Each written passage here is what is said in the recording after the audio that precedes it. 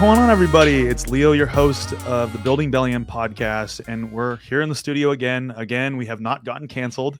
Tiffany has not canceled us. We have not been canceled. We're still going, and we have a pretty unique episode today.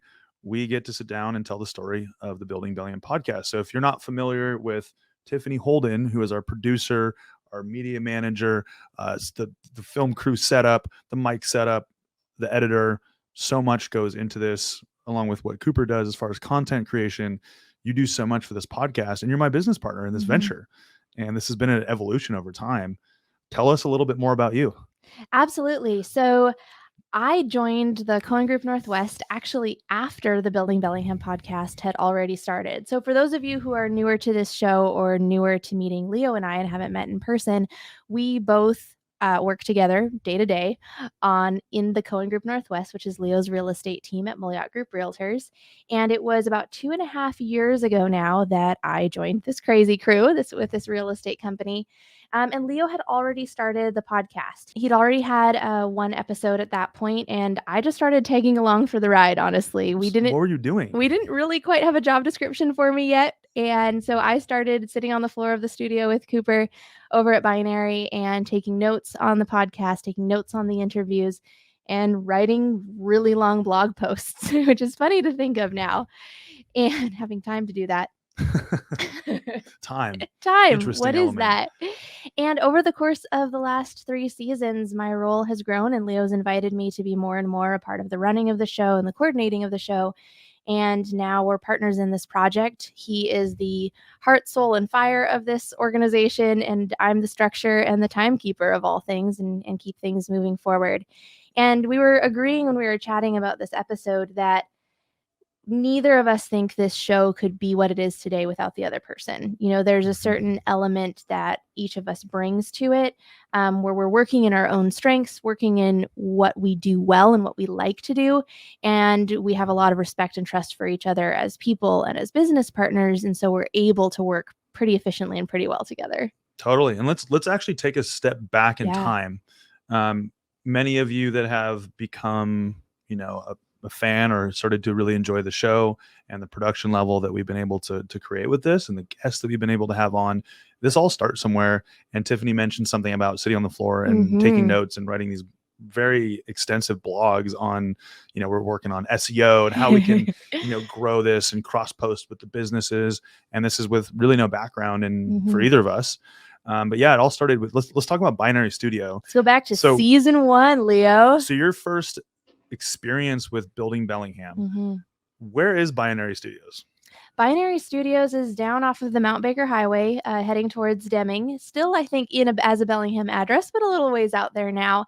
And it's this awesome little space in, I think, someone's backyard. There's a house right there. It's this cool kind of barn building that's been fitted out as an audio studio. People record books and podcasts, and they've got a great sound setup there. And so Leo met some folks who then took over the show or ran the show for the first David season. And Andy. So David Pender-Lofgren and Andy Rick. Yeah. So actually, when Cooper, who's our content creator and does all of our videography, when we first came up with the idea, we were just totally spitballing. Like, what would this look like if we did a podcast? What's it called? What do we do? And I just said, I like to show how I built this, and I'm fascinated with local businesses. And so we kind of ran with that, but we were at this kind of crossroads where we had to decide, okay, we have no background. We don't really have the right equipment. Yeah. What equipment do you need? How much does it cost? How much should we invest in this? And then we kind of came to this point where we decided we should probably hire someone who really knows what they're doing to help at least guide us for the first part of this on the right equipment and the right direction to go, and give us a little bit of guidance on how to interview and how to talk and how to run a podcast, because we had just been podcast listeners at that point. Right. So we through some mutual friends ran just by asking around our great local business community.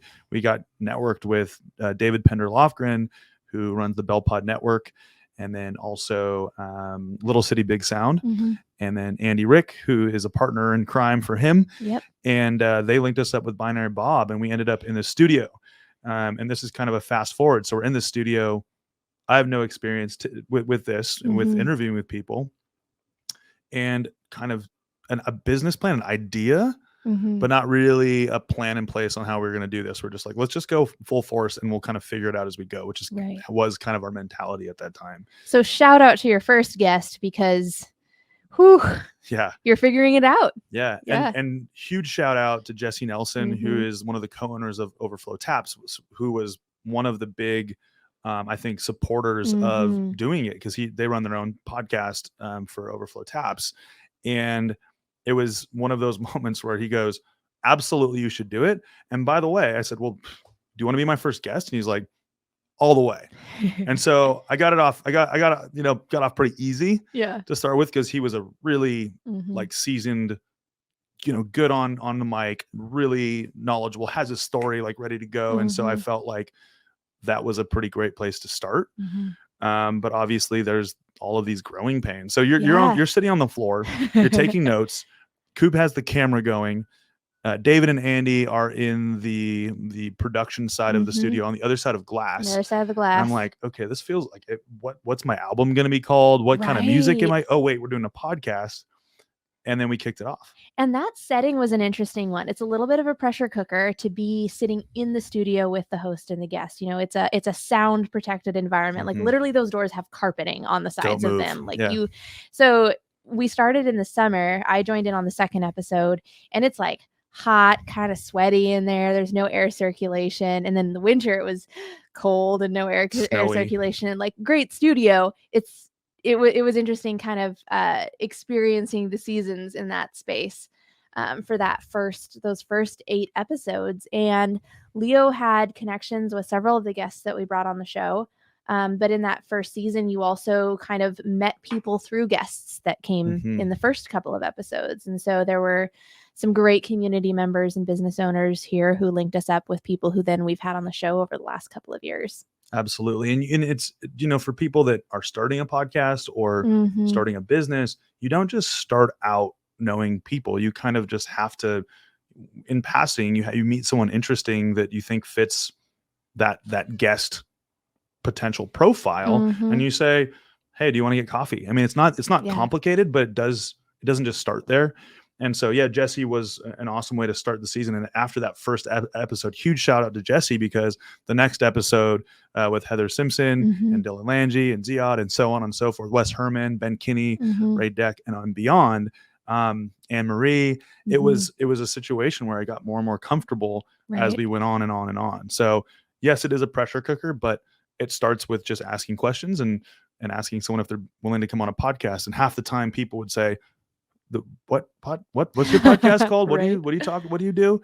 And it was definitely more challenging at the beginning when we didn't have as much momentum to say, hey, look, I've got this podcast. And people are like, oh, everyone has a podcast. That's great. Right? What do you talk about? You're a 30-year-old man. You have a podcast. We get it. Yeah, we get it. Yeah, you're a 30-year-old man. So season 1, let's talk about some of the kind of the learning curves and the challenges, but also some of the learning lessons that we had. Right. What are some of your favorite memories of season 1? So season 1 for me was the one where I had the least responsibility, and just as a person was going through a lot of development as an adult, as a business person, which is something you and I have talked about before, Leo. And Leo and Chris were incredibly supportive of that growth in me as a person. But the fact that we were able to record in studios with a professional producer, sound engineer, and have a space to go to where I wasn't responsible. I mean, looking back, I'm so thankful for that. I couldn't have handled the stress and the pressure of doing this, all of this setup and this space management and coordinating guests. I just wasn't in a place to be able to do that. And I just want to be really honest to our listeners. Like, whenever you start something new, there's a learning curve, and you're usually not prepared. If it's something that's cool and awesome, you're usually not perfectly prepared for what it is you're going to be walking into. And so I'm just incredibly grateful to have had the space to watch and to listen and to take notes and to do what I knew I was good at, which is writing, and just support the team that way, kind of go along for the ride and be the camera behind the camera with my phone, getting all these Instagram stories. So that was a key takeaway for me, was just the opportunity to learn and to observe by seeing how others did it. But it was probably a bigger growth season for you, Leo. You were in the hot seat from day one. So what's your side of that? Oh man, I mean, I think many times when we see people on camera and we hear people on the microphone, we assume that they've done this before, and we assume that they are very seasoned and know what they're doing. And to be quite honest with all of our listeners, just like candidly, I was nervous going into every episode because I mean, not as much with the people I knew, but then I start meeting people through these people, and I've had coffee with them before, and this is my first time meeting them, going, wow, this person is incredibly successful and a really high functioning person, and going, I'm so fascinated by them, but I'm also a little bit intimidated by this conversation because I want to make sure this is worth their while. I mean, we want to make sure it's worth the listener's while, but we also want to make sure that time, that it's really, valuable time to have that person pull away from their business and say, I'm willing to sit down and tell you my story and be vulnerable and have an honest conversation about my journey. And for me, I wanted to perform. And so I think we kind of talked about this. It's this like narrowing down for me. I joke with Tiffany that like when I get on the microphone, I kind of black out, and I'm like, we walk out of there. She's like, that was great. And I'm like, what was great? Like what happened? What did I say? Yeah, what did I say? But it's, over there's this kind of, with people you don't know or just getting to know, there's this kind of ramp up of about, I don't know, 10 to 15 minutes that as an editor, you probably notice. And it was kind of fascinating to start to recognize, once we had a chance to look back in like kind of a 100-foot view, 1,000-foot view, and say, okay, our ramp up is typically about 10 to 15 minutes, and then we get in the zone. The blinders get on. I don't even like realize that Tiffany and Cooper are in the studio. They're just observing. I'm here, and it's this really intimate conversation, and so really pushed me as a person to make good use of time, not ramble, try to ask as good of questions I can, and keep digging deeper. And so that was one of the things that David would message me on I had my MacBook here and he would send deeper, dig deeper, dig deeper. And that's when that the phrase that Tiffany made fun of me for, which is like, let's dive in, or let's dig deeper on this, which a little bit more. It was just, really important pressure from David. And it was very valuable pressure to say, okay, that was a good question, but you can dig deeper. Let's make this an A+ question. So I would say from that perspective, that first season was like more so just throwing myself into the mix and throwing us all into the mix and saying, we don't know what we're doing. Let's try it. Let's just give it our best shot. And I thought it turned out really well. The sound quality was great. And that was something that I think we all agreed upon, was that we wanted to make sure that if nothing else, if the questions were B+, that the sound quality was not something that someone would listen to on the other end and go, like crackly. Because I know it bothered me, because we had this conversation. It really bothered me to hear other podcasts that didn't have proper sound quality. And so we were willing to spend the time, effort, and money on doing that. So that was huge for us. And do you remember the episode with Wes Herman where it was snowing? It was snowing. Tell me about your experience during that. Well, that was an episode that we had to reschedule due to some conflicts. And so when we found another date that worked with everyone's, we're talking like 6 schedules at this point, worked with everyone, and it was dumping snow that morning. It was an early morning recording, like 9 a.m., because it's only in the last couple seasons that we've recorded always on Wednesday afternoons. Right. In the first season, it could be kind of any day of the week at almost any time of day.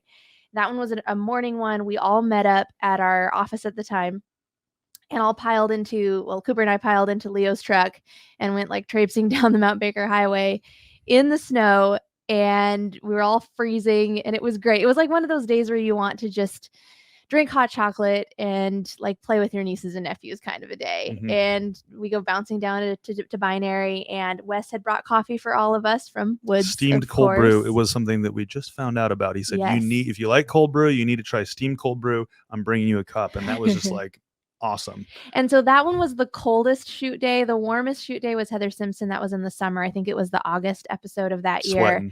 And everyone was sweating bullets a lot. And I think I almost fell asleep in the studio because it was pretty darn warm. But there's always these kind of interesting temperature changes, or everyone's got something else on their minds because of what is going on in our lives or in our business. But it's really coming to this table and sitting in front of this microphone and staring someone down in the eye and saying, tell me about your life, is what this podcast has really tried to create a space that allows for that kind of bubble. It allows us to put aside whatever else is going on in real estate and the 17 clients that are blowing up your phone right now, probably, and to focus on someone's story and really getting to know that person behind the brand. Right. And so thinking of season 1, Leo, we had a little bit of a sharp ending to it. We had done 8 episodes. The last one was in production when, the world shut down, and we all know why, and we're not going to dig into that. But you made a really purposeful choice over the next couple of weeks of what you wanted to do with the Building Bellingham platform that was still really fledgling at the time. It was a really young show. You decided to sit in your second bedroom and keep going. Can you tell about that whole, it's almost like an addendum to a season, the Pivot series. Right. And I love how you danced very, very gracefully around the word pivot. We joke around about buzzwords and buzzword. platform, pivot, all these things. But that was, at that time, that was the word that, you're like, I think we had a conversation and you said, how's your day going? And I said, well, the world's standing still. We're not essential as far as being a real estate broker goes. But we have to keep moving something forward. Yeah. And we can work on systems. We can work on all these things. But as far as the podcast goes, we're all working from home. I'm in my second bedroom. I haven't broken my chair at this point yet. That came later. That came later from a lot of rocking on the back 2 legs. That's another story. But I decided, you know what? I'm really curious more than anything right now. What are people doing to sink or swim? And, we talked a lot about in the first season about the whole story and these challenges and resilience and how people pivoted at certain points in their career to go from left to right and figure out how to keep continuing upwards. Right. And I said, well, we just found out about Zoom. I know Zoom had been around forever, but I'm kind of like one of these, kind of clunky technology people. I'm good enough with it. But then when it comes to stuff like that, I'm like, I'm gonna ignore that until I have to use it. Right. We all had to use it. We all had to use it, and we were using it for team meetings. Yeah. And I said, you know what? I'm just gonna sit down with. I think the first episode had 9 people on it. Yep. And huge shout out. Everyone Leo knew. No. It was like mostly it was all of the business owners that I had kind of met. Yep. And some had been guests on the show. And I said, we can have 4 people on Zoom. How many people can we have? Like, this was our boundary stretching moment. Right. And it was great. And all the guests were awesome. But Tiffany I think you were making fun of me because it took like 10 minutes, 15 minutes to get all the introductions done, which was, I was sweating bullets on that one for sure. Yeah. Because we didn't have a system yet in place for that. So that season, the number, how many episodes did we do? Last I counted, this isn't exact, but it was approximately 45 episodes, and some guests were duplicates because you did a lot of group conversations, or you'd have 2 or 3 guests on at a time, and a lot of them were one-on-ones. So you had over 50 guests and possibly closer to 60 guests, but 45 episodes. Yeah, and it was multiple times a week. And it was at the start, which I totally hit a burnout with, being completely honest. It started out with almost every day. Almost every day. Day. Well, the real estate world is kind of on hold for a minute. And we're gonna just see. I'm just gonna see how many I can do, and I want to get as many people's voice out there, especially during that really unknown time. Yep. How can I help other business owners get their voice out there and really express what their challenges are, their hurdles, and then convey that message to the people that were like the 5 people that had listened to our podcast before and say, here's what these people need. So is this kind of community connector platform. And I just told Tiffany, and Tiffany knows this about me, like I get obsessive about things. When I latch onto something, I just go and go and go until I burn out. And that's kind of what happened with this. And between the one-on-one calls and the industry specific calls, so we would say, all right, let's interview everybody in this specific industry. And I would just get in touch with every single person that I knew that I thought would be a good candidate. And so, I mean, what are the challenges? If we compare season 1 and 3, where we're in the studio, right? We're now relying on technology, and that adds a whole nother level of stress. to like setting up, making sure the internet connection's good, making sure the other person's internet is good, and getting on the call early, and then like clicking through all of the things to make it live on Facebook. So these were live. Right. All of them were live. And so I think that Pivot was a really interesting exercise for you as a host to just kind of ask a lot of the same questions over and over and over again, but connect with these folks and do this Facebook Live from your guest room. And then in that September is when we switched over to the Zoom season, if you will. Yep. And that one, you were sitting in our old office at that point, but in the studio down there, and Coop would drive up and you set it all up every single time, be sweating bullets, like you're saying, just to make sure that the live stream worked. What was it like for you as a host to transition from getting to sit in a studio space at Binary and talk for an hour and a half to 2 hours with someone to now doing live stream styles where there's no edits, there's no going back? The final show got edited for podcast streaming, but the original show was live.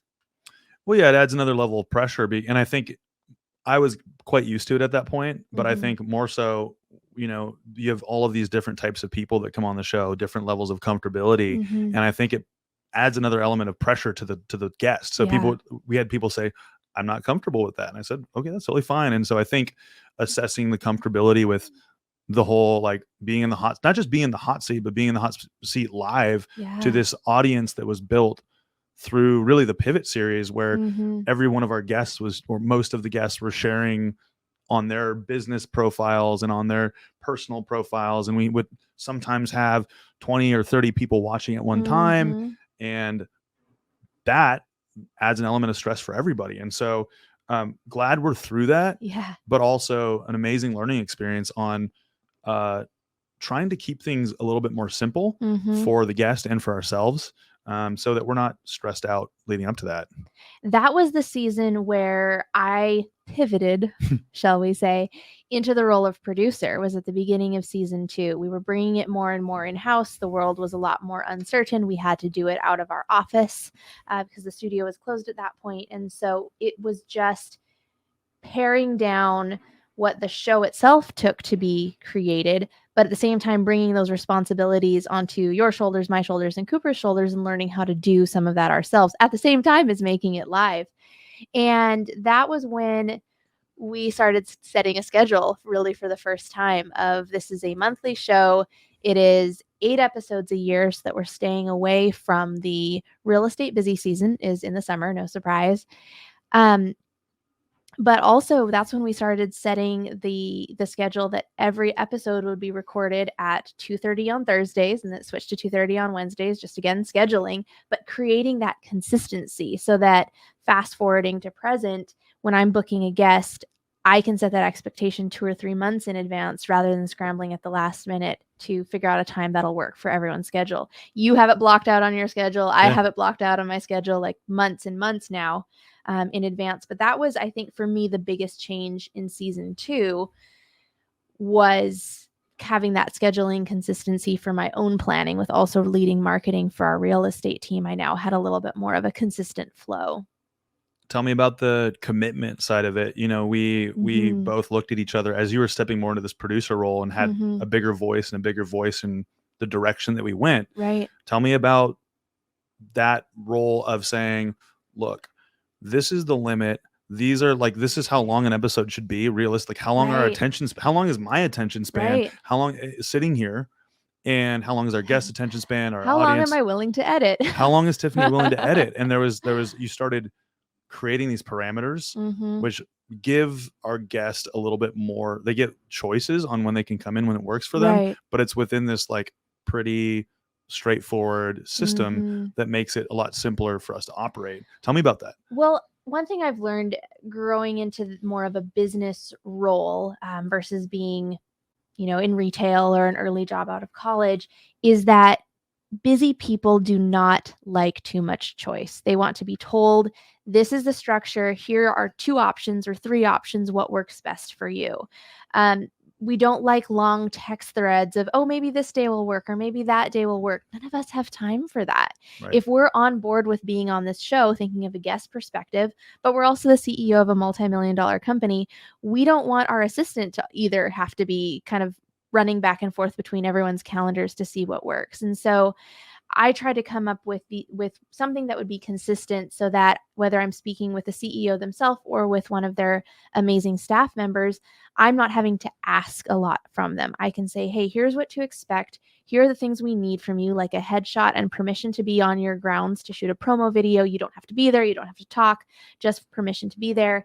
And then here's when you show up. Here's 2 dates. Which one works best for you? And I'll send out a calendar invite. And doing that upfront work and setting those expectations also then prepares the guest so that they know when they arrive, we're not going to be scrambling, unless if tech dies, which we all know is a possibility. But we're not going to be scrambling and disorganized, and Leo's not going to be on 3 phone calls in the middle of the shoot because something came up. We are showing that we're committed to that schedule and to that consistency as well. And so they can expect an efficient operation, one that is easygoing and it's warm and it's welcoming, but they're going to be out on time, and we're respecting the time commitment that they're giving to us as the producers and creators of this show, but also to our community. They're giving their time to share their story with you. Absolutely. And that's where the editing side came into. So for the length of the show, I frankly didn't want to wade through 2 hours of recording. It takes, if we record for an hour to an hour and 15 minutes with a guest, it takes me 6 to 8 hours to take that episode and turn it into what you hear on Spotify or on Apple Podcasts. And so because this isn't either of our full-time jobs, it didn't make sense for us to do a weekly show or a bi-weekly show with how much time it takes to bring in a guest and get them all sorted out and have a promo video go out too. Because this show, as with everything we do at the Cohen Group, it's not a one-off situation. We try to build a system around it. We try to build marketing and branding around it and create its own world or its own entity. And that needs time to nurture and consistency so that people know what to expect. You just said 2 of my favorite words, and I think marketing and branding. Yes. So when let's kind of fast or backtrack a little bit to when you first came on board, and I think all of our platforms were being marketed through the Cohen Group Northwest, and our pictures with our podcast guest, or like a selfie or a video. Hey, we're just sitting down in the studio. All of that was through the Cohen Group. Yeah. And we had this kind of tipping point. This is early on in your involvement. Yes. But we made a decision between you and I and Coop to create its own brand. And we saw this interesting, and like, why? Okay, tell me, why was it so important to separate the two to you as a master marketer? What's the importance of having the 2 brands separated? Right. Well, I'm going to push this back a little bit, because at the time I was not marketing, right? I was sort of learning along with everything that the 2 of you were doing. And we were learning together a lot about brand and a lot about what it means to market from a brand perspective versus from a sales perspective. And along the way, we realized that our audiences are going to be slightly different, right? Somebody who is committing to following a business podcast on Instagram. Sorry, Leo, they don't want to see the houses that you have for sale. Nope. And I didn't want them to, I wanted it to be separate. And then somebody who's following the Cohen Group because they're interested in our How to Buy a Home series, or the houses that we have for sale, or getting to know our team if they're considering hiring us for our real estate knowledge, expertise, and services. To be frank, they don't necessarily want to hear how someone branded their own business, or how the challenges that somebody went through to build even an iconic business in our community. It's okay to have split interests and separate interests, and you don't always want a full package deal. And so separating out the podcast, it just made sense. Really early on, it was just Facebook and Instagram that had the podcast platforms. And then after that, we added Twitter, LinkedIn, and then its own YouTube channel. And so starting about a year ago, I think it was, we had a separate Building Bellingham YouTube channel and really completed the divide between the Cohen Group and the Building Bellingham podcast. And so it was kind of gratifying. A couple of weeks ago, I had coffee with a fan of the Building Bellingham podcast, and he hadn't clicked or realized that I was also a real estate broker. He knew me from the podcast. He knew me as the producer. And while we want to integrate those things because they're true to you and true to me, that we do real estate and we do this podcast, that's not the purpose of the show. And so that was great to hear. He's there for the podcast. He's enjoying the business content. Oh, by the way, we also sell homes for our day job. Yeah. And one of the things that you and I have gotten really, really clear on, and that's why we work really well together. Mm-hmm. We're both purists on that. And I think, and I'm really proud of that because, you hear many podcasts that are really good. Mm-hmm. And then you hear others that are also good, but they do these shameless plugs. And we Mm-hmm. really wanted to steer clear of that because we just wanted the content to be good. Right. It was as simple as that. We wanted to be good content. Mm-hmm. I wanted to get better as a host, and we wanted to make sure that it was laid out so that the guests could share their story as easily and effortlessly as possible. Mm-hmm. And we just stuck to the purist side of how we do this. And so, right. and we made it really clear early on that we don't want to do advertising Mm-hmm. that takes away from that core value of it, right? Exactly. It's a 45-minute to hour-long show, and there's one 15 to 20-second ad, so to speak, in the middle. And I have, I think, 4 ads on rotation right now, one for each episode. And literally, like, one of the ads is, oh, by the way, we also do a newsletter for the Building Bellingham podcast. I mean, that's hardly a sales plug. Right. And let's talk about platform really quickly. Yeah. It's one of our favorite buzzwords, but Mm-hmm. we wanted things to happen organically. Mm-hmm. We want, obviously, if someone wants to contact us and they're a fan of the Building Bellingham podcast and they wanted to find out more about real estate once they got that little nugget of information, Right. great. We don't want to be like, hey, if you're listening to this and you have real estate needs, contact. We don't want it to be about that because that, in my opinion, and maybe you would agree with Mm-hmm. me, takes away from the quality, like it dilutes the quality of the content, in my opinion. Absolutely. And so let's talk a little bit more about that. So this concept of platform is a little bit nebulous to some, but it's the idea of you are giving and you are creating something that is an entity or an experience or a world or a brand in and of itself that happens to be linked to, in this case, Leo. Leo also happens to be a real estate broker. But those two things are not always integrated in every single thing that he does in his life because, shocker, we're all multifaceted humans. Yeah, we have other things that we do. Yep. And so, I mean, to be completely transparent, the Building Bellingham podcast is a marketing arm of the Cohen Group Northwest. It is one way of many for people to get to know Leo as a person, to maybe get to know me as a person if they want to, and to get to know him as just a real, authentic human being who also does business in our community. Whether or not they end up buying a house through him is of no consequence to me. Whether or not he was a soap seller or like created cutting boards or sells houses, the fact that he is the host of this podcast, this platform, means that people in our community are getting to know him as a person and him as a business owner. And so that platform technique, if you will, or that platform marketing style, if you will, is a way for people to get to know us authentically without being worried that we're selling them something. Absolutely. And we talked a lot about platform and spotlight. Mm-hmm. And early on, something that was really important to me that was also important to you, and we all had this commonality, was, look, people, I always joke around about like Twitter, and like I had a Twitter and I just stopped using it because my thought was nobody cares about what I have to say on there. Mm-hmm. And maybe people argue with it. They don't care.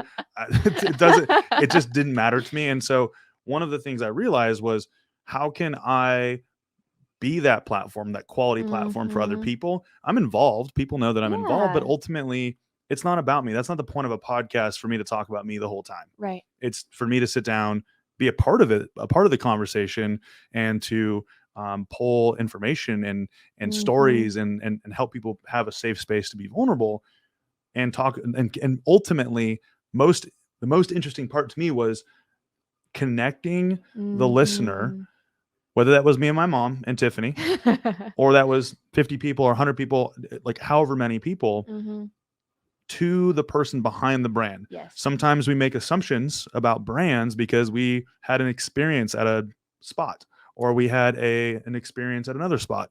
And ultimately, that's not always a direct reflection of the person that runs the company. And so, it could be a good or bad experience. And our goal was to say, look, these people are human, and they're mostly pretty laid back and pretty chill and really wickedly smart. Yeah. And Tiffany, for you, I think one of the things that I heard from you, and I want to hear more from you on this, is sitting down in the studio with these people who you know the brand. You're like, wow, this person's the one that started this and ran this, and they're pretty laid back. What is that like for you? This one was a big one for me, and I didn't realize how big it was until a few therapy sessions to talk about it. But I grew up in a very respectful subculture. It's a lot about treating humans with respect, right? And being very kind and looking up to people and being a little bit of a people pleaser, not going to lie. But along with that comes a little bit of a fear of people who are influential, people who are powerful, because you feel like you're bothering them. You're never going to be smart enough. You're never important enough. You're not all these things that they are and have earned. And there's a certain pedestal that I would put well-to-do or powerful or influential, successful people on, whether it was in a more personal environment or in business, just very easily intimidated. I still am easily intimidated. Let's not, take this too far, but I think the leveled playing field of seeing people just sitting nose to nose across the table from Leo and talking about a way that they screwed up that had cost their business thousands or hundreds of thousands of dollars, or hearing the stories of how they weren't too proud to drive cookies around on a bicycle or take and sell soap at craft fairs and farmers markets type places, and then how they built their business off of that. And then seeing these people come into the studio and kind of, banter around with us a little bit while we're finishing setting up and just be like, hey, what's your name? What do you do here? And whether or not their connection was just with Leo or whether they were more engaging of the group as a whole didn't matter so much as the fact that they were, for the most part, so down to earth and just willing to take that time to spend an afternoon or a morning with us in the studio. Yep.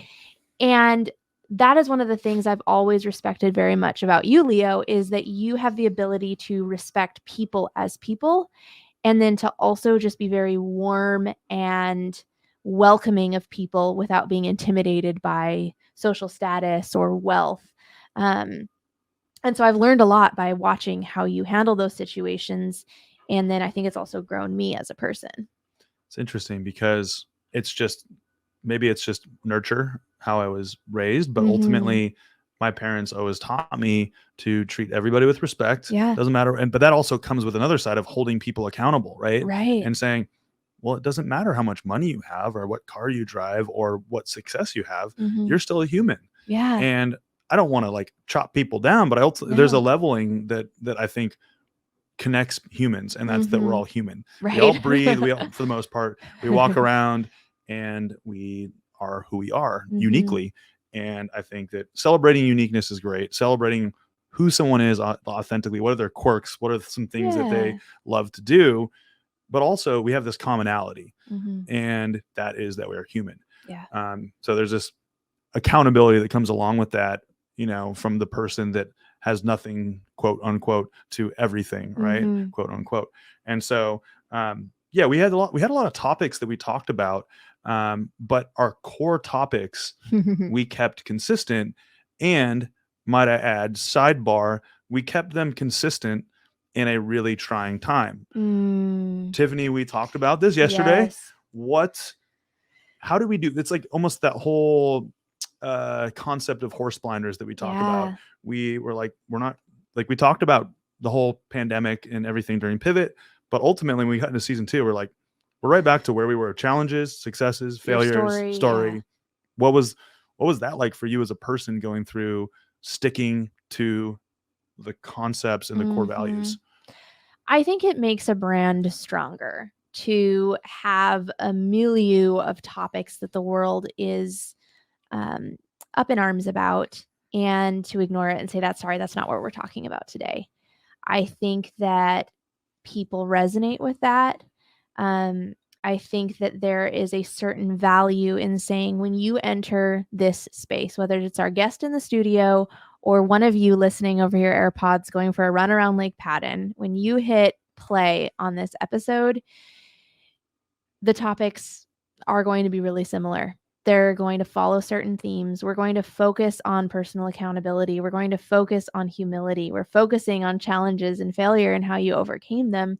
We're focusing on uplifting small businesses and bigger businesses in our community. And we're focusing on making a connection with this human behind a brand. And we're focused on their story and the jolts that happened along the way to bring them to where they are today. That consistency isn't unique to us. Other people chose to do that too. No I know way. we're not special, Leo. I thought we were the only podcast out there. We're not. We're not. What? But I think you're right. That was one of the strengths of that season, and it really followed a pattern that was instrumental for me as a person. That was something you were saying a lot of in May of 2020, which was focus on what you can control. And then Christopher Lee, our director of ops, one of his big lines of that time was, well, we're just doing the next thing. We don't know what next week will look like, or 3 months now, or a year from now, but this is what we can do today. And this is what we can do tomorrow. Again, it's another angle on focusing on what you can control and staying there. And so the Building Bellingham podcast can't fix the world. Right. And it's not meant to. What it's meant to do is deepen community in one specific angle, one specific sector, one specific group of people, that is business owners in Whatcom County, and to do that and to do a damn good job in it. I love it. And your favorite statement of 2020 and maybe into 2021, like you just said, was pulled something from me, which I obviously didn't think this up. Shout out to Ben Kinney for the focus on what you can control. Right. And then also huge shout out to Chris for his like coined phrase besides it's something people. But his most coined phrase was like, we're just going to keep on walking. Yeah. We're going to keep doing the next thing that we can see. We're going to plan for the worst case scenario. We're going to get as prepared as we can, but we're going to just keep moving forward.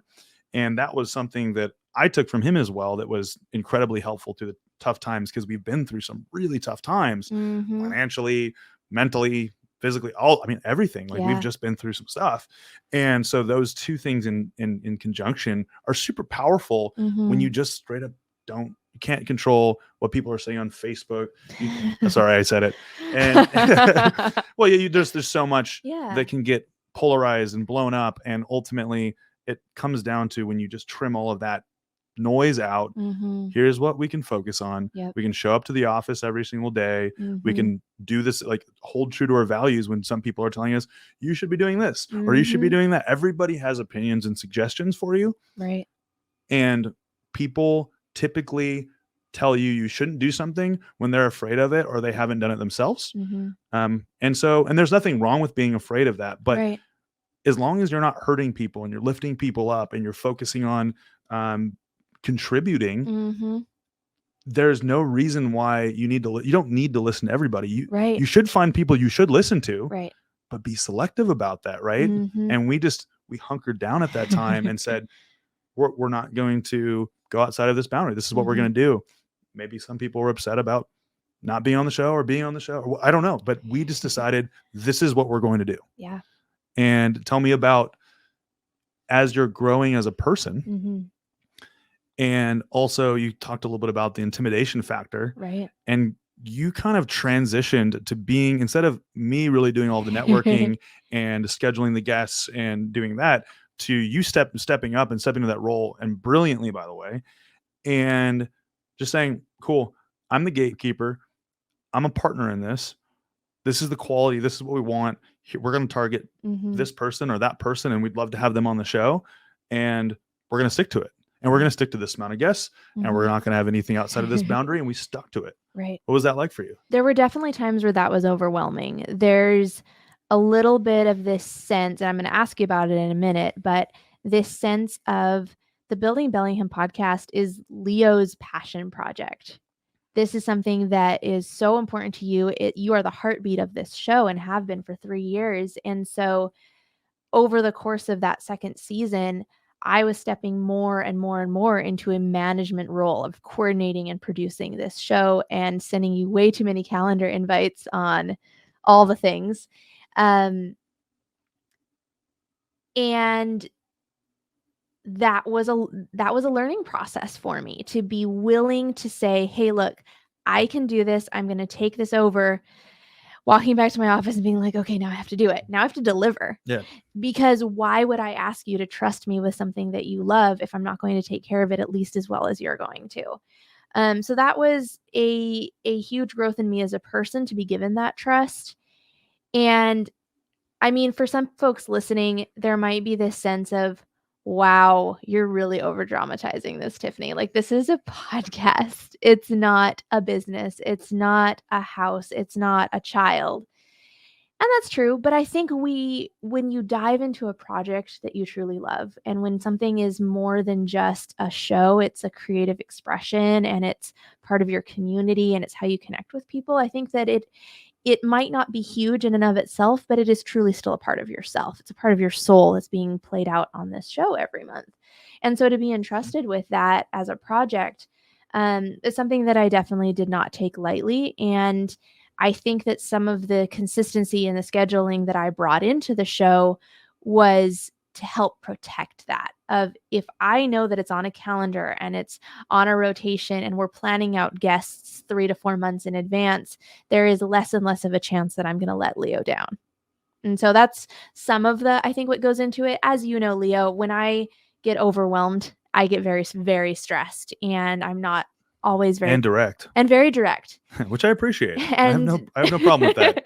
And not always very kind or very nice. And you showed me a lot of grace in that growing process as I figured out what it was I needed to be able to handle the show effectively, what I needed from you, but then also what I could give back to the show to make it run really well. And so on that topic, what does that look like for you? What was that discomfort of having to give up part of this project, or the control to some extent of it, to somebody that you'd met like a year and a half before? Yeah, I've always been a strong proponent of, and I've gotten better at my filter and my judgment of a good fit for betting on, essentially. And ultimately, you were an easy bet for that because you'd been a part of it. You already knew the culture of the podcast. You knew what we were doing because you started out, like I said, blogging, sitting on the floor in the podcast studio. So you already understood the culture. And I started thinking through these hit points, and you find the right people. Well, first of all, you hone in your filter on who the right people are. You find the right people, put them through that filter in your head and say, it should be, as a business owner, we talk about focusing on what you can control. Well, you should also focus on what you're good at, and be brutally honest and kick your ego in the ass and say, that there's no space for that here. And to think that I, by any means, could do this and what Tiffany does, no chance. I could do it. It just wouldn't be that great. And you guys would not be listening to the show. So that's also, and I wanted to continue to grow this platform, but I also wanted to make sure, like, we're so focused on quality. And I knew that quality couldn't happen without the bones and the skin of the entity here. Right. And so for me, we had already gone through a lot of that with the Cohen group. Yeah. And it wasn't necessarily, I'm a pretty trusting person. And so in some senses, I got lucky with really good people. But then as I've grown a little bit more and more and built these filters, it's more just experience at this point and going through good and bad decisions. Yeah. And so that was a great opportunity, great learning experience. But it also, Tiffany, I think, is kind of making it seem like it was a harder decision for me. But if you don't know Tiffany, the coolest thing about Tiffany is that she makes those types of decisions really easy.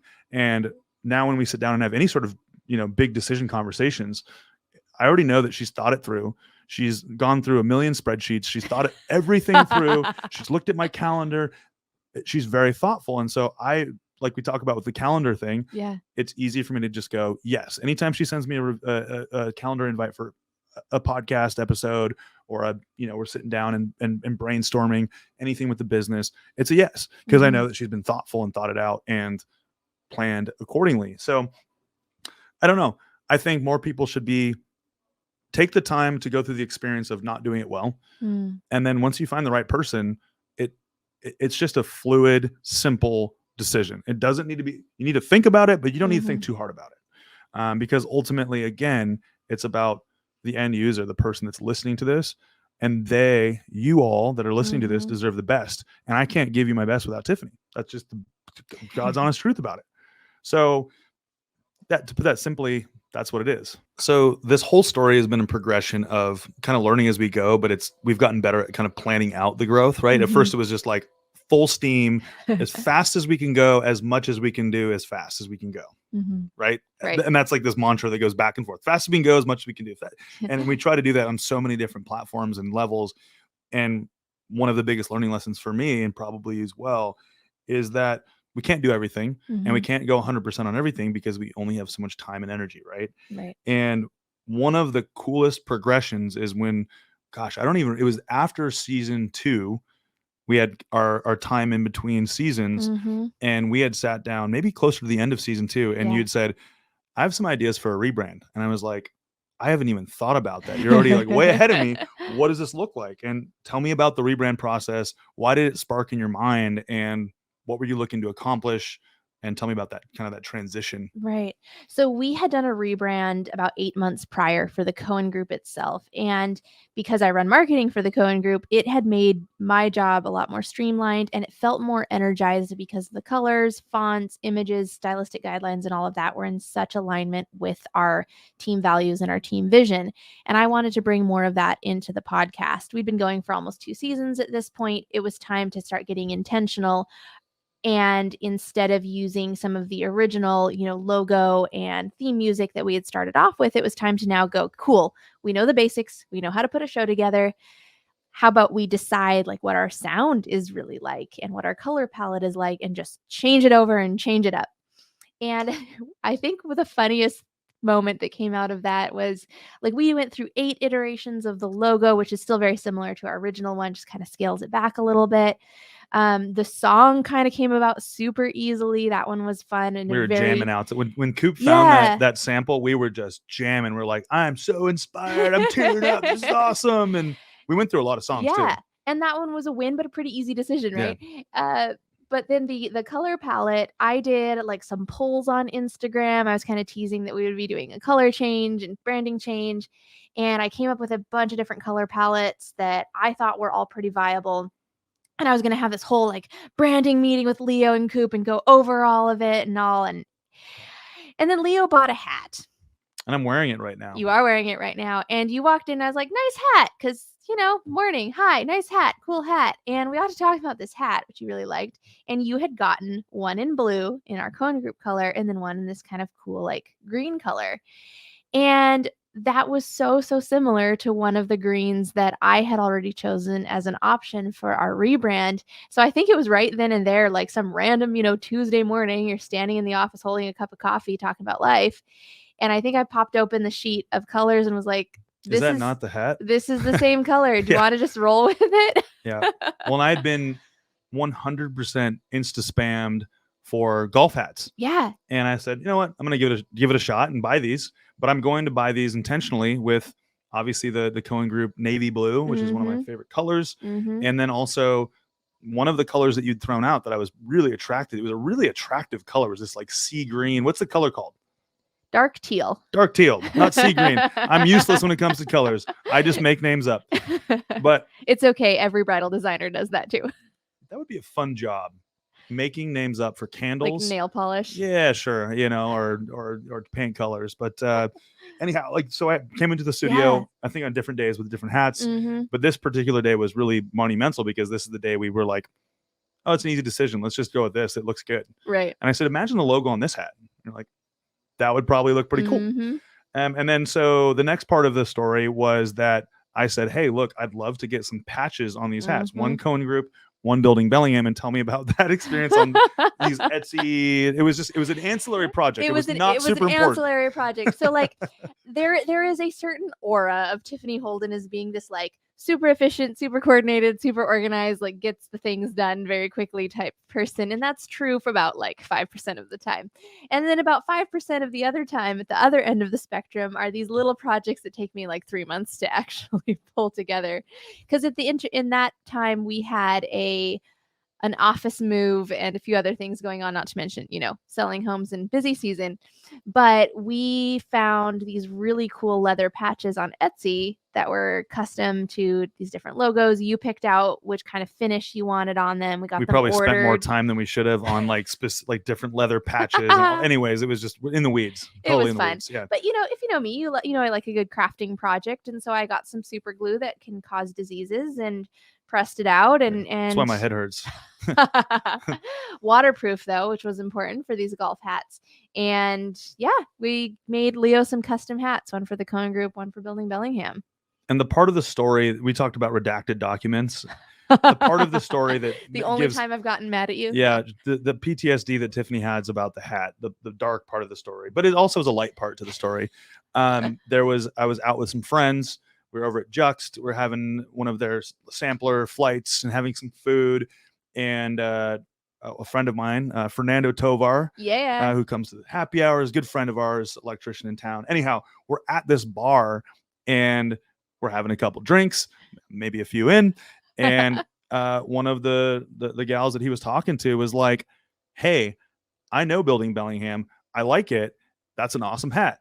And my first thought was, after a few cocktails, was, "Here you go. It's yours now." And she was like, "Oh, well, thank you." And obviously she took the hat, and I'm really happy. And so we went through this like kind of moral debate about the hat, which it was our only iteration of the hat. And it's a super custom, stupidly expensive hat, waterproof, by the way.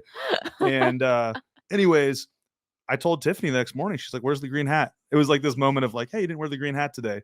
And I told her what happened, and she's like, "Oh, that was only 3 months of like, putting it off and then ordering, the patches." And I'm like, "I'm so sorry, Mom. I'm so sorry. I lost my hat." And I was bummed about it in the start, but then I was so happy because it was one of those moments for me where it was like an easy decision. It like, I'm not comparing myself to Ken Griffey Jr., but I'm kind of, I'm kind of cool. Anyways, no, it's like those moments where like, I was at a Mariners game and Ken Griffey Jr. walks up and he's like, "Oh, you love the Mariners?" I'm like, "Well, yeah, I'm here at the game, dude." And he's like, "Well, here's the hat." That didn't happen, by the way. I wish that happened. Right? I was like, wait a minute, is there a story here? No, that was just the coolest way I could explain it. Yeah. And so on a very, very, very, very small version of that, it was one of those moments where I was like, "Here you go. Here's my hat." Yeah. So now I have another hat. Does not have the Building Bellingham patch. It does have the color. And at some point, it may have another patch on there if I get lucky. If Tiffany lets me. So, but yeah, that's kind of when you talk about decisions in a business, they're not always these like boardrooms with people doing surveys and, polls. It's not always that way. Yeah. And that was a really simple decision. I think that's one of the strengths or one of the advantages really of being a small business on the Cohen Group side and then a community podcast on the Building Bellingham side is there's not a lot of decision makers in the room, and we can make a lot of decisions on the fly because we work so closely together every single day. And we know that we have the team's best interests at heart. We know that we have the team core values. We're all in alignment with that. And it makes it easy to make some of these decisions. And that way we're not just sitting and spinning on, "Oh, what did this control group say would be the most efficient communication of these core values?" It's like, "Oh, I like this color. It's a restful color. It's different than the Cohen Group colors. Let's roll with it." And then, Leo walks out of the office and I'm able to reach out to the graphic designer. I'm able to finalize the branding guidelines, and then we just move on. Right. Yeah. And it's also a pretty cool connection to some of the guests that we've had on the show. So for those of you that have listened to all or some or one of the episodes, the cool part is that there are a lot of decisions that you think would be boardrooms and this, that, and the other, but ultimately they're just, I had to do this. I had to make a quick decision and it stuck. Yep.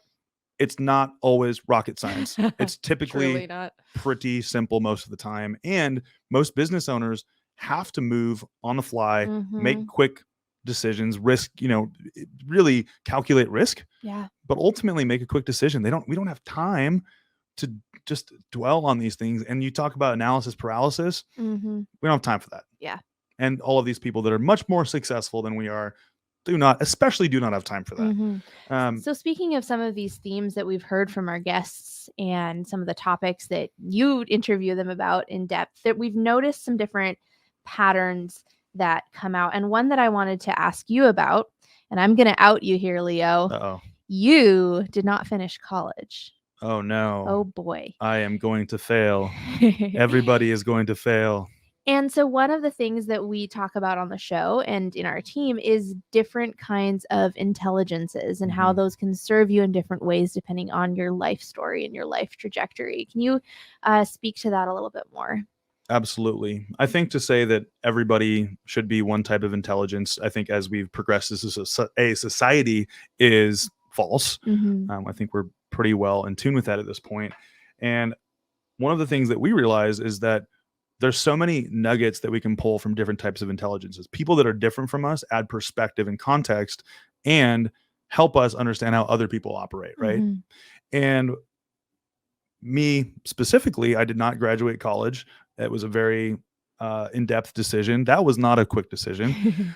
Felt quick, but it wasn't. But ultimately, I'd been told that I was ADD, I couldn't focus, and that I was going to burn out and not do it, be successful or whatever it was. And I disagreed wholeheartedly with that. And that's not to say that, like, I have so much, there's many people, and I have so much respect for these people that have finished school, gotten their MBA, gotten higher education, continued, and they're successful. Good for them. Yeah. They followed that path. And then I know people that have, quote, dropped out of school and fallen out of the system, but have also been successful because their intelligence was more a street smarts and resourcefulness intelligence. The ultimate resource is resourcefulness. And they go, no one's going to do this for me. No one owes me anything. I have to figure this out. I'm on my own. I have the right people. Who do I talk to? And they start asking questions and they start building and they start trying things and failing. And ultimately, when it comes to intelligences, our audience is also a broad array of intelligences and different types of people. So to say we have all one type of person on the show doesn't appeal to everybody. So our goal was to maintain this connection with the widest array of people, entrepreneurs that want to start a business, kids that are just getting ready to graduate college and don't know what's next. I was like that. And so trying to connect these people who maybe have 10, 15, 20 years of business experience and maybe had the same childhood, maybe had the same socioeconomic challenges, maybe had the same challenges with upbringing and family life, but are in this position of success. And obviously the word success, we don't like to throw it around because ultimately the word failure as the polarized opposite, we just look at it as learning, right? Failing is good. You learn. But connecting each individual that listens to this show with the opposite way of how they think and giving them other perspective, but ultimately be able to find a link between one of our guests or us and what's on the other side. If you just have grit, you're resourceful, and you commit to the process and the pain, the sacrifice of growing. Why is resourcefulness so important? Resourcefulness is so important because, again, nobody owes you anything. Entitlement is the biggest, in my opinion, one of the biggest debilitators. We walk outside and think that everybody owes us something. Nobody owes you anything. And I think a lot of the people that have been on the show would agree with that because they walked out of their door many times and no one, helped them with this or that or the other. They didn't get financial help. They went in credit card debt to make something happen. People, it's just life. And no, they didn't have any fallback. They didn't get, and some didn't have any fallback. Others didn't give themselves a fallback. And so we have this topic of moxie, this whole conversation around moxie, which is a word that we have talked a lot about around the Cohen group and Building Bellingham. And it's a fascinating word because it's like being a solution-based and doing it with a good attitude, saying this is completely messed up. And I'm going to laugh about it because of how messed up it is. But if I don't step forward, like Chris would say, and I don't focus on what I can control, nothing's going to happen. I'm going to sit in this puddle of mud moping. And granted, we're all human. We should mope. We all get to mope. To say that we should always charge forward, rah, rah, rah, is not a real human thing. And it's not healthy. You should mope for a little bit. Moping's great. But then you should move forward. So mope, move forward. So for you, Tiffany, as growing as a person, the conversation around Moxie, other environments that you may have worked in may have not been of that mindset. Right. Let's talk about mindset. Let's talk about coming into this podcast, this partnership, and what Moxie means to you as a business owner and as a professional. This mindset of grit, resourcefulness, and responsibility. Responsibility means that I'm not going to shove it off on anybody else. I'm taking ownership of the thing. Resourcefulness says I'm going to figure it out. I'm going to proactively go find the information, the resources, and the tools and the connections that I need to then make it a success. And grit says I'm going to stick with it even when the going gets tough. And I think all of those are pieces that we need to have a strong mindset as business owners or business operators, marketers, whatever we might be, whatever our roles might be. And though as that mindset grows almost like a muscle and becomes stronger and stronger, it takes bigger and bigger challenges to attack that or to damage that. And so the types of things that used to give me a lot of stress 2 years ago are a little bit now kind of weekly occurrences at that level. I can just kind of roll with it or handle it. Or we've created systems, processes, and tools around them where they're not even a thing anymore. And you and I can focus on bigger issues. The challenges just keep getting bigger, but we're growing along with them. And I'm so incredibly grateful for a toughening mindset along the way and for support in those days where I am feeling really overwhelmed or really stressed or incompetent in a situation, and having that emotional support from you and from others on the team of either go home and sit on your couch, you're going to be fine, come back tomorrow, we'll hit it again, or hey, what do you need right now? How can I support you? Or is this just a mental spiral you're in? And how can I help you break out of that so we can keep moving forward? And so I think a core component of that is like what you're mentioning earlier, that understanding of us all being human. Again, you and I, Leo, we might start getting a reputation in town of being these things that we talk about all the time and kind of get the glossy exterior of what it means to be Leo Cohen, right? And not all of those things have to be true 60 minutes of every hour, 24 hours of every day. There still has to be freedom to be human, to have off days, to have rough days, and to just need support yourself. And we've seen that with our guests too, which has been really, really helpful for us as a reminder that we don't always show up in our best form, right? We try to show up in our best form every single day. In an ideal world, you show up every single day, right? You show up as A+ Tiffany, you're ready to go, you're good to go. You did some yoga in the morning, you had a good breakfast, you're ready to roll. Yeah. But that doesn't happen every day. Yeah. And the cool part about these guests that we've had on the show is many people, again, see this glossy surface layer of what maybe the social media is like, or the business, the brand, whatever it is.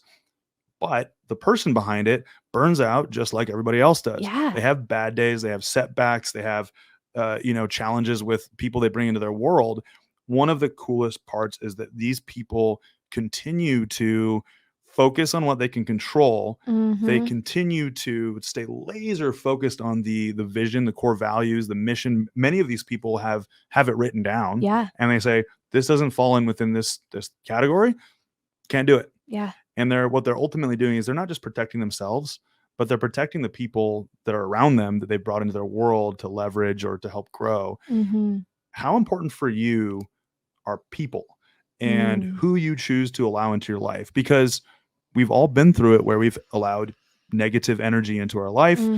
We've all gotten lucky or gotten better at judging how to bring more positive energy, and we can't always be positive. Right. Tell me about your experience and how important really focusing on who's in your life. Yeah, this is something we've thought about a lot more proactively this last year to 2 years. Who are the people in our day-to-day lives who bring more energy than they drain from you? And it's not about having a balance sheet on your friends, but if someone is an acquaintance who's always reaching out because they need something, but they never reach out just to connect, or they never reach out just to go grab coffee to be humans together, then potentially that person is more of a drain. And while there's nothing wrong with having those relationships in your life, because as you know, we believe in giving and serving and having community like that where we're helping and ministering, you can only probably allow so many of those situations in your life before you will feel even a subconscious draining on your energy and on your resources. In a tight-knit relationship or a complicated relationship or a close relationship, you're going to have ups and downs, right? Mm-hmm. Gives and takes. That's part of how you build a strong relationship. But if you notice that there is consistently a draining on you from a person of your emotional or even financial resources, that is potentially a time to have a great conversation with your therapist around what it looks like to set boundaries to protect yourself and your own emotional, mental, or business even sanity, just to see if that might bring a little bit more balance into your world. One thing, though, that when you're talking about both resilience and grit, but also having a human side to you, what that makes me think of right away then is our conversations around ego. Mm-hmm. And Leo, a lot of the people that we have on our show are multimillionaires. They're powerful. They're successful. They call the shots for dozens or maybe even hundreds of people. They're well known in our community. Why can't somebody just be king of the world at that point? That only lasts so long before the king or queen topples. Yeah. And that's not a threat. I just want to be clear. That's not a threat. But when you are rooted in ego is important, I think. Yeah, There's a healthy ego. There's a healthy ego that's associated with confidence in decision making and all of the things. Yeah. Anyways, the whole point is that we need ego. Yeah. But when ego goes too far and doesn't have this grounding check, who are we? Where do we come from? What truly makes us happy? What helps us recharge? Who do we want to be around? Who do we like? We only have so much time on this earth. And we don't know if that's going to be 60 years or 6 years or 6 months or minutes. We don't know. Yeah. We try to hope that it's further down the road. But ultimately, we can control the scenarios we put ourselves into, but we can't control what happens to us necessarily in those moments. And I think the grounding balance to ego, have ego, but have a good check and balance on, okay, I'm thinking too much about the business side and profitability. And while that's important, we're a group of humans. Yeah. And I think it's natural to ebb and flow. But the most important thing that I've seen with most of these people and all of these people in many senses is that they find themselves, okay, I've hit my limit. I'm going to go mountain bike for 4 hours. Yeah. Or I've hit my limit and I'm going to go check out and I'm going to go fly down to Arizona, or I'm going to get off grid to reground, get out in nature. Many of these people mountain bike, hike, do all that is Bellingham. And they know that if they don't do those things that put water in their glass, they can't give to their team. They can't give to their clients, their customers. They just can't give their best self. And again, we can't show up as our best self every day, but we can do things that give us the best chance at it, right? And so when I think about ego, you got to smack it in the face and say, I see you there. You're important, but I only need so much of you. Yeah. Would you agree on that? Absolutely. Ego can get in the way when it's this toxic level of ego. It can get in the way of seeing people for people and being willing to connect with people as people, and start seeing everything as a reflection on what it can be or do for you or for your business. And we have a joke over in our marketing department of, we'll make jokes about something being against company policy. And so on our team values list in my office, there's an addition that says ego is against company policy. I love it. And it means that we allow the vision to be first. We allow the needs of the client or the needs of the business to be first. And if that means that I facetiously veto a decision Leo made and to be like, no, you need to go home. Like, I've got this covered. Sticky situation with one of our listings, but I can take care of it. You don't have to be the one to do it. You know, Chris and I think it's wiser for you to go home right now because of whatever else is going on in your world. You know, in that particular situation, you weren't all, well, I am the agent and I am the business owner and I am all the things. We're able to step side by side and make the thing work, make the vision work, because it doesn't matter whose name is on it or who's getting the credit from the client for making something a success. We're trying to lift each other up in those situations. Absolutely.